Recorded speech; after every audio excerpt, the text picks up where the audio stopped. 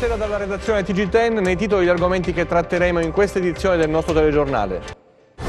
Si è insediata questa mattina al 10° piano della cittadella Jole Santelli, la nuova presidente della regione, assente Oliverio ad accoglierla il vice Russo.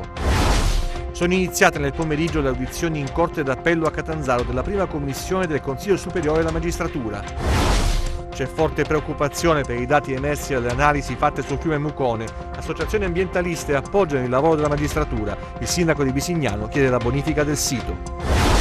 Irregolarità in 48 sezioni. Il futuro dell'amministrazione comunale di Lamezia appeso alla decisione del TAR. Udienza fissata per il prossimo 7 aprile. I giudici amministrativi chiamati a pronunciarsi sul ricorso in cui si chiede l'annullamento delle elezioni. Ad Altomonte si discute dei PIP, i piani di insediamento produttivi, avviata una cabina di regia. Primo atto del Carnevale di Castrovillari, giunto alla 62esima edizione, eletta la madrina. Ancora buonasera dalla redazione TG10, dunque si è insediata questa mattina al 10° piano della cittadella regionale Jole Santelli, nuova presidente della regione, era assente il governatore Oliverio, l'ex governatore Oliverio, ad accoglierla invece il vice Russo. Vediamo.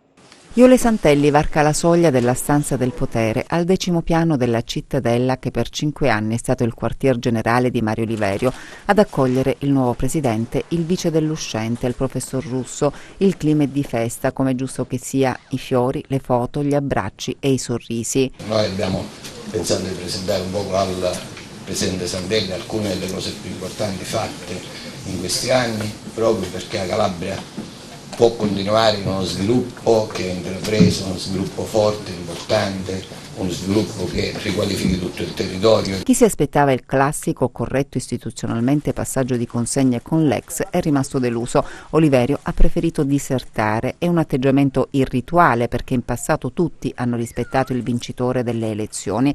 Oliverio si è limitato ad inviare per tramite del suo vicepresidente il dossier delle cose fatte, che dicono essere composto da 200 pagine. Ci sarà tempo per spulciarlo e giudicarne la valenza di quanto scritto nelle pagine, ma torniamo alla cerimonia dell'insediamento perché il passato in politica, così come nella vita, conta poco. Jole Santelli adesso dovrà dar fondo alle idee custodite nel cassetto delle cose da fare e cominciare il suo percorso. Le procedure burocratiche sono terminate, da oggi si passa alla fase operativa e il prossimo passo da compiere si chiama giunta. Crediamo che la neopresidente abbia le idee chiare e che tra qualche giorno renderà nota la sua squadra. Non c'è tempo da perdere perché in Calabria i problemi non mancano. Un impegno serio allo sviluppo della Calabria e i calabresi meritano.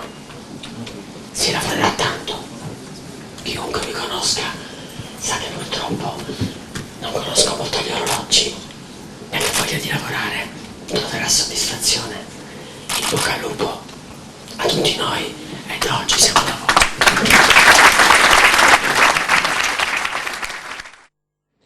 Il Tribunale di Cosenza ha provveduto oggi pomeriggio alla proclamazione dei consiglieri regionali eletti nella circoscrizione Nord. Nessuna sorpresa rispetto ai nomi diffusi dal Ministero dell'Interno. Gli eletti con il quoziente pieno spettano a Graziano Di Natale, lista Io Resto in Calabria, Mimmo Bevacqua e Carlo Guccione del Partito Democratico, Giuseppe Aieta di Democratici e Progressisti, Luca Morroni Fratelli d'Italia, Gianluca Gallo di Forza Italia, Pietro Molinaro per la Lega di Salvini, Pierluigi Caputo per la Civica, Jole Santelli presidente. Hanno avuto inizio nel pomeriggio a Catanzaro le audizioni dei magistrati da parte dei componenti della prima commissione del CSM competente in materia di incompatibilità, presieduta dal magistrato Sebastiano Ardita. Scopo della commissione di procedere ad una ricognizione complessiva delle condizioni ambientali e dei rapporti lavorativi tra gli uffici giudiziari del distretto di Corte d'Appello di Catanzaro. Vediamo. La prima commissione del CSM è arrivata questo pomeriggio al Palazzo di Giustizia di Catanzaro per effettuare un'indagine conoscitiva sulla situazione degli uffici giudiziari del distretto catanzarese. La commissione, presieduta dal togato Sebastiano Ardita, sentirà in audizione i capi degli uffici giudiziari e i magistrati del distretto per una ricognizione complessiva delle condizioni ambientali, secondo quanto riferito nei giorni scorsi da una nota del CSM nella quale si evidenziava che i magistrati di Catanzaro sono impegnati in rilevanti indagini e processi nei confronti della criminalità organizzata.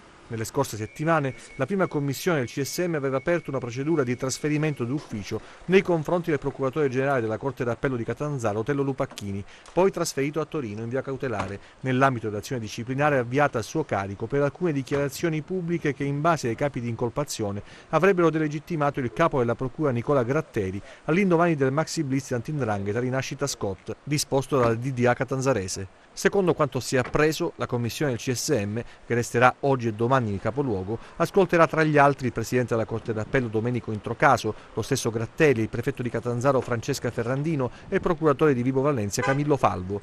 Dal distretto di Catanzaro sono stati allontanati anche altri 2 magistrati, l'ex procuratore di Castroville Eugenio Facciolla e l'ex procuratore aggiunto di Catanzaro Vincenzo Luberto. Entrambi sono stati inviati alla sezione civile del Tribunale di Potenza. Sospeso infine Marco Petrini, arrestato per corruzione in atti giudiziari, in seguito a un'inchiesta della Procura di Salerno su input della DDA di Catanzaro. Irregolarità in 48 sezioni, il futuro dell'amministrazione comunale di Lamezia appeso alla decisione del TAR, udienza fissata per il prossimo 7 aprile. I giudici amministrativi chiamati a pronunciarsi sul ricorso in cui si chiede l'annullamento delle elezioni. Il futuro dell'amministrazione comunale di Lamezia Terme, guidata dal sindaco Paolo Mascaro, è appeso alla decisione del TAR che dovrà pronunciarsi sul ricorso presentato da Massimo Cristiano, candidato a sindaco alle elezioni amministrative dello scorso autunno, e da alcuni candidati delle sue liste che chiedono l'annullamento delle elezioni. Motivo? Secondo i ricorrenti, in 48 sezioni sarebbero state riscontrate gravissime omissioni e violazioni. L'udienza al TAR è stata fissata per il prossimo 7 aprile. Il legale di Cristiano, l'avvocato Chirumbolo, fa sapere che nell'udienza davanti ai giudici amministrativi si sono costituiti in giudizio anche i ministeri dell'Interno e della Giustizia, che avrebbero formalmente chiesto di essere sentiti nel corso dell'udienza. Con il ricorso depositato, spiega l'avvocato Chirumbolo, si agisce per l'annullamento del verbale con cui l'ufficio elettorale, a seguito del turno di ballottaggio, ha proclamato eletto Paolo Mascaro alla carica di sindaco del comune di Lamezia, del verbale con cui l'ufficio elettorale, a conclusione del procedimento elettorale, ha proclamato eletti i consiglieri comunali e dei verbali delle operazioni elettorali svoltesi, oltre che nelle 37 sezioni sequestrate dall'ufficio elettorale centrale istituito presso il Tribunale di Lamezia e oggi depositate presso la prefettura di Catanzaro, anche in ulteriori 11 sezioni elettorali, per un totale appunto di 48 sezioni. Alla pubblica udienza del 7 aprile prossimo, dunque, i ricorrenti chiederanno l'annullamento delle operazioni elettorali e, qualora si rendesse necessario, insisteranno affinché si proceda alle verifiche di legge attraverso l'apertura di tutte le buste delle sezioni elettorali segnalate in ricorso, operazioni queste che, se disposte, si svolgeranno presso la prefettura di Catanzaro. Torniamo ad occuparci dell'operazione Arsenico che ha portato nei giorni scorsi al sequestro del depuratore industriale gestito dalla Consuleco e di quello comunale di Bisignano. Indagate 14 persone, due delle quali responsabili dell'azienda sottoposte all'obbligo di dimora. Oggi è Laura Ferrara a sostenere l'appello del procuratore di Cosenza Mario Spagnuolo alle istituzioni al fine di tutelare la salute dei cittadini. Guardate, il serpente è morto dopo l'immersione nel fiume Mucone. Impressionante per gli inquirenti la pericolosità delle acque avvelenate in cui, secondo l'accusa, venivano sversati attraverso un bypass i rifiuti industriali provenienti da gran parte del sud Italia. Non a caso l'operazione condotta dai carabinieri forestali e coordinata dalla Procura della Repubblica di Cosenza nei giorni scorsi è stata denominata Arsenico. La domanda, ora la preoccupazione, è per la salute dei cittadini nell'area di Bisignano. L'eurodeputata pentastellata Laura Ferrara parla di situazione allarmante. Le istituzioni, aggiunge, non possono tirarsi indietro e devono dare segnali concreti alla cittadinanza. In Calabria, conclude, aspettiamo ancora l'attivazione del registro tumori, che in questo caso sarebbe stato di grande aiuto nel fornire una mappa dell'incidenza cancerogena nella zona. La legge sugli ecoreati, è stato evidenziato dagli investigatori, fornisce alcuni strumenti, ma in Calabria per essere efficace ha bisogno di sinergie, come auspicato dal procuratore di Cosenza. C'è un appello agli organi competenti affinché facciano ciò che è di loro competenza. L'indagine della Procura ha dimostrato che cosa? Che un impianto per la depurazione di reflui industriali invece di depurare buttava questa roba nel fiume Mucone. Questo è veleno allo stato puro. abbiamo effettuato il sequestro, abbiamo impedito la prosecuzione dell'attività criminosa, ciò attraverso un'attività di riscontro e di accertamento estremamente certosina ed estremamente precisa. Abbiamo ricostruito le modalità dell'azione criminosa e soprattutto a questo punto possiamo dire di aver interrotto un momento di inquinamento assolutamente grave ed importante che riguarda l'intero ecosistema.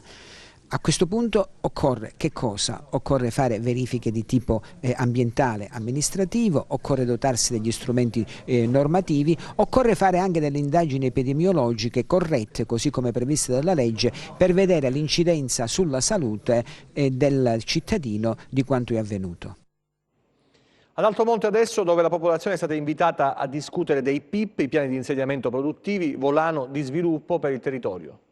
L'amministrazione comunale di Altomonte ha scelto il castello di Serra Giumenta per presentare un'interessante iniziativa di sviluppo dell'area PIP, ovvero l'area riservata ai piani di insediamento produttivi, dove già da subito sono disponibili terreni comunali già infrastrutturati. Un'opportunità di animazione imprenditoriale con il coinvolgimento di tutti gli attori del territorio, l'università e i diversi livelli istituzionali per costruire insieme uno strumento di concertazione per intercettare finanziamenti e realtà importanti che possano dare a tutto il territorio concrete prospettive di sviluppo. Vogliamo lavorare sull'agroalimentare, vogliamo lavorare sull'agricoltura, vogliamo lavorare sulle energie rinnovabili. Vogliamo lavorare sulle piattaforme commerciali, della logistica, le piattaforme del freddo e perché no fare un discorso molto importante con l'università per trasferire conoscenze, ricerca e innovazione dall'università al territorio e agli imprenditori.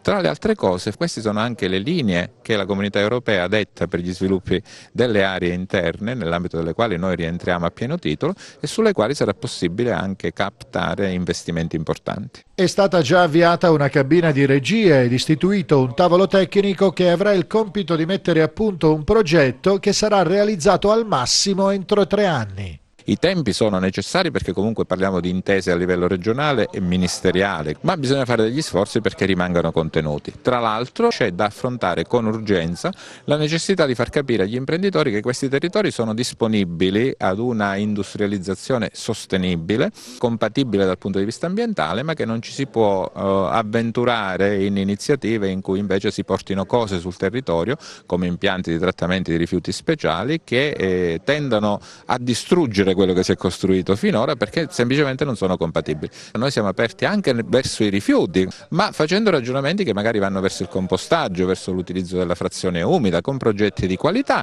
e che producano prodotti che possono essere utilizzati a servizio dell'agricoltura di qualità che in questa zona c'è ed è sancito anche dall'esistenza per esempio del distretto agroalimentare di qualità di Sibari, in cui rientrano proprio questi territori. Apriamo la cronaca con i nostri 100 secondi, vediamo.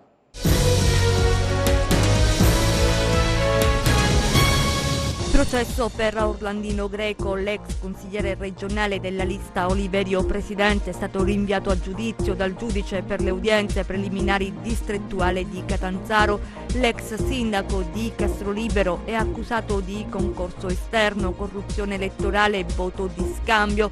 Prima udienza il 6 ottobre a Cosenza. Una microcamera completa di hard disk per immagazzinare i dati è stata trovata nel bagno per le donne dell'Istituto Professionale De Filippi Prestia di Vibo Valentia. A fare la scoperta sarebbero state alcune studentesse che hanno informato la preside. La dirigente ha allertato i carabinieri che hanno sequestrato l'apparecchiatura. L'Istituto De Filippi Prestia è frequentato da oltre 800 ragazzi. Arrestato l'imprenditore calabrese Franco Caserta, residente nella provincia di Novara, ad eseguire il provvedimento di custodia cautelare i finanzieri del Comando Provinciale di Milano. Le indagini hanno permesso di ricostruire come l'imprenditore abbia distratto ingenti somme dalla società fallita, falsificando a tal fine i libri e le scritture contabili per occultarne le incongruenze. I soldi distratti alle società, secondo quanto ricostruito dagli inquirenti, destinati all'acquisto di auto di lusso, accumulati debiti per 3 milioni di euro. I vigili del fuoco sono intervenuti stamani per domare un principio di incendio che si era sviluppato a causa di un cortocircuito in un contatore dell'energia elettrica negli uffici amministrativi dell'ASP. I vigili nel corso dell'intervento hanno anche soccorso un'anziana che era rimasta bloccata in ascensore. L'ex sottosegretario di Stato Pino Galati è stato rinviato a giudizio nell'ambito dell'inchiesta della Procura di Catanzaro sulla Fondazione Calabresi nel Mondo, ente in-house della Regione Calabria. Il processo, secondo quanto disposto dal GUP di Catanzaro, inizierà il prossimo 17 luglio e riguarderà anche la collaboratrice di Galati, Mariangela Cairo. L'inchiesta a carico di Galati riguarda una presunta distrazione di fondi comunitari. Le accuse contestate sono a vario titolo abuso d'ufficio, falsità ideologica e peculato. Più uomini e mezzi per la Polizia di Stato, la richiesta del SAP che parte da Catanzaro, dove il segretario generale del sindacato ha tenuto un'assemblea, ha visitato la questura della città capoluogo, additando la sala operativa come eccellenza in Italia. La Calabria specchio del bel paese per le problematiche della Polizia di Stato, lo ha detto stamattina nella sala conferenza del polifunzionale della Questura di Catanzaro Stefano Paoloni, segretario generale del Sindacato Autonomo di Polizia, nel corso dell'assemblea sindacale. Maggiori tutele, più uomini e mezzi sono le richieste del SAP. Paoloni nei giorni scorsi ha incontrato il questore di Catanzaro Amalia Di Ruocco e i vertici della Polizia di Stato. Qua a Catanzaro abbiamo rilevato che il parco auto è assolutamente da rivedere, le macchine sfiorano i 200.000 chilometri e quindi è certamente necessario un intervento in questo senso. Anche per quanto riguarda gli organici, in tutto il territorio nazionale manca pressoché il 20% di personale e questo è rispecchiato anche a Catanzaro. Fortunatamente con il precedente esecutivo sono stati rivisti degli incrementi di organico oltre al turnover di circa 8.000 unità tra tutte le forze dell'ordine, 1.851 ragazzi termineranno il corso alla fine del mese di aprile, 1.500 stanno per partire e 2 concorsi, uno è appena stato bandito e l'altro sarà bandito a breve, quindi auspichiamo che nel breve possa essere ripianato in parte l'organico. Per Catanzaro nel mese di aprile sono previste 16 unità, sicuramente non sono sufficienti, però intanto è un primo passo in avanti. Abbiamo invece apprezzato la sala operativa, che sicuramente è una sala operativa all'avanguardia ed è un modello che certamente sarà riprodotto su tutto il territorio nazionale.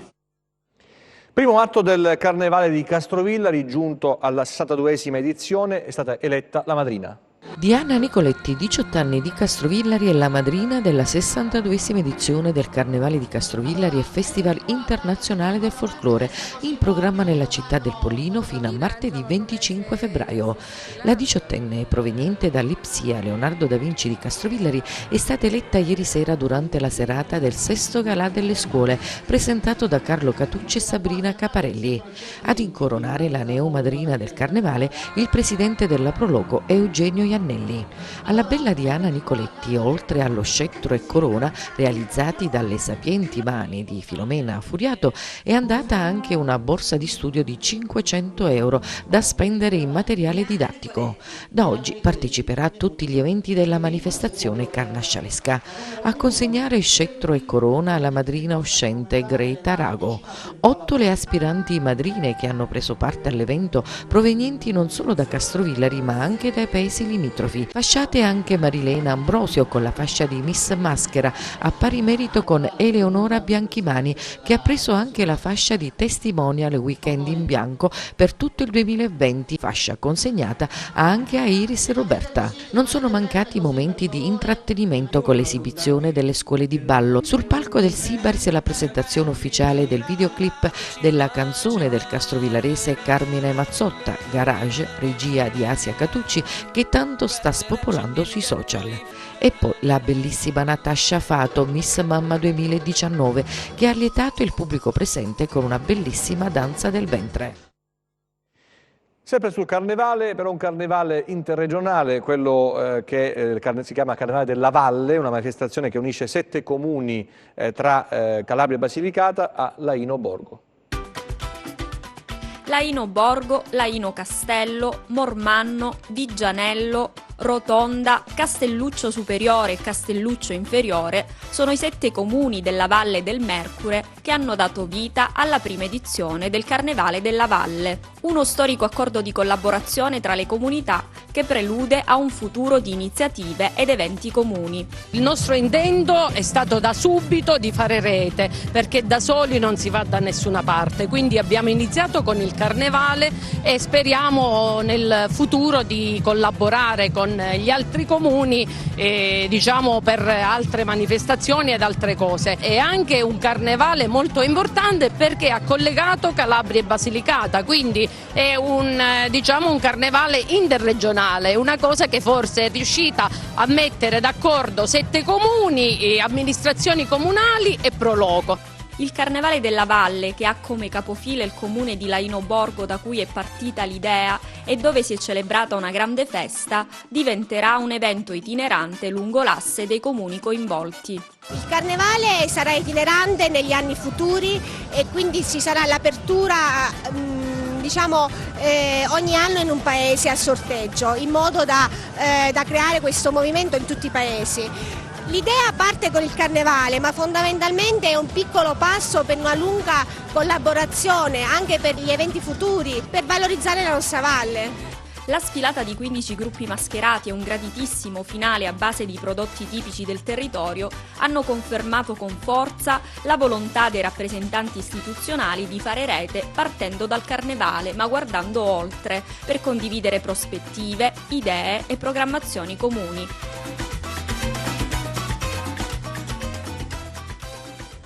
Prima del meteo, una notizia di cronaca: si è costituito nel carcere di Catanzaro Giuseppe Mancuso di 30 anni, figlio del presunto boss dell''ndrangheta Giovanni, ricercato dai carabinieri del comando provinciale di Vibo Valentia nell'ambito dell'inchiesta Rinascita Scott condotta dalla DDA di Catanzaro, che nello scorso mese di dicembre ha portato all'arresto di oltre 300 persone. Giuseppe Mancuso, difeso dagli avvocati di Renzo e Schimio, è accusato di associazione per delinquere, tipo mafioso ed estorsione. Sarebbe affiliato alla cosca cosiddetta dei Piscopisani. Adesso le previsioni del tempo con gli esperti meteo in Calabria.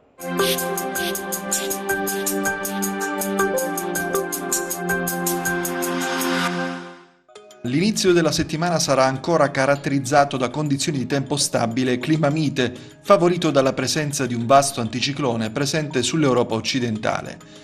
Un possibile parziale cedimento del suddetto anticiclone si avvertirà dalla giornata di mercoledì, quando una saccatura in rilascio da nord scivolerà lungo il bordo orientale puntando l'area balcanica per poi evolversi verso Grecia e Turchia. Domani ancora cielo sereno o poco nuvoloso con temperature in ulteriore lieve aumento. Passiamo a mari e venti. Domani mari poco mossi, ad esclusione del Basso Ionio, dove sarà mosso con venti moderati di direzione variabile. Per essere sempre aggiornati sulle evoluzioni delle condizioni meteo, vi rimando, oltre al sito www.meteoincalabria.com, anche alla nostra pagina Facebook Meteo in Calabria. TG che finisce qui, ci vediamo nelle prossime edizioni, grazie per la vostra attenzione, arrivederci ancora, buona serata.